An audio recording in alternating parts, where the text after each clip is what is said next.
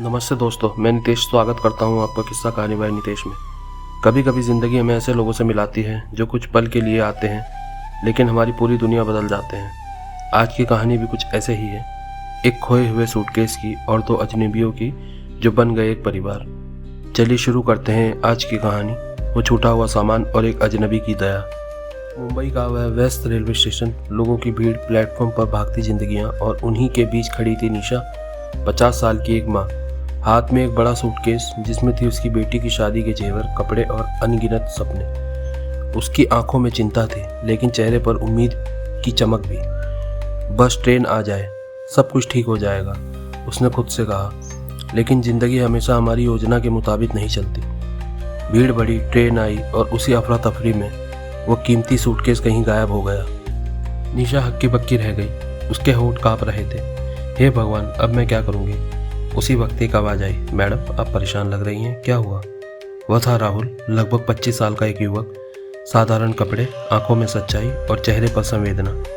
निशा ने कांपती आवाज़ में कहा, मेरा सूटकेस, उसमें मेरी बेटी की शादी का सब कुछ था, सब चला गया। राहुल ने बिना एक पल सोचे कहा, घबराइए मत, हम ढूंढ लेंगे, कोई ना कोई रास्ता जरूर निकलेगा। निशा को थोड़ी हिम्मत मिली, राहुल उसके साथ चल पड़ा जैसे कोई अपना हो।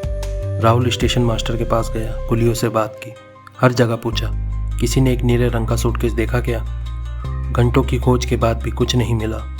निशा की आंखों में आंसू बहने लगे, वो बुदबुदाई, सब खत्म हो गया। राहुल ने उसकी ओर देखा और कहा, मैडम चीज़ें खो सकती हैं पर उम्मीद नहीं।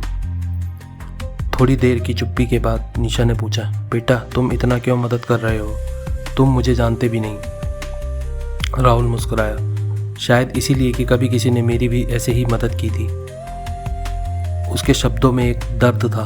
फिर धीरे से बोला, मैं अनाथ हूँ, स्टेशन के पास एक लॉज में काम करता हूँ और साथ ही पढ़ाई करता हूँ। निशा ने पहली बार उसे गौर से देखा।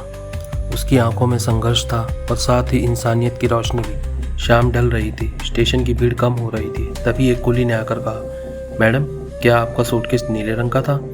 निशा की धड़कन तेज हो गई। हाँ वही। कुली बोला, वो मुझे प्लेटफॉर्म नंबर 6 पर मिला था, लेकिन लौटाने के लिए थोड़ा इनाम चाहिए।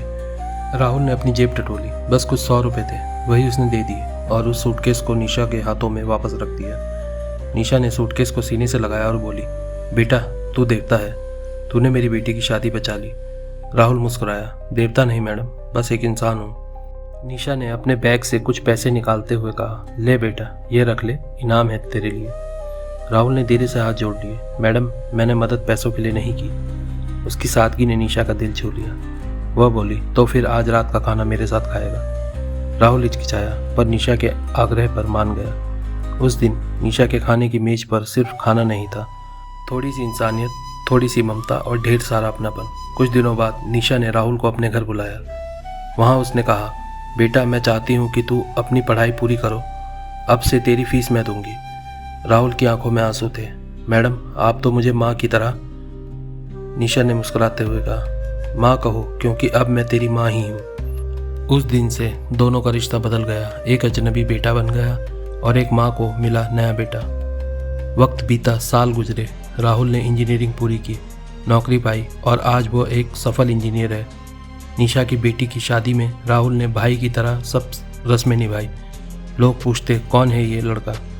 निशा बस मुस्कुरा कर कहती, कभी खोया हुआ सूटकेस मुझे मेरा बेटा दे गया। दोस्तों, ईमानदारी और दया कभी व्यर्थ नहीं जाते। एक छोटा सा अच्छा काम किसी की ज़िंदगी बदल सकता है। कभी कभी एक खोई हुई चीज़ हमें वो दिला देती है जो हमें बरसों से नहीं मिला था।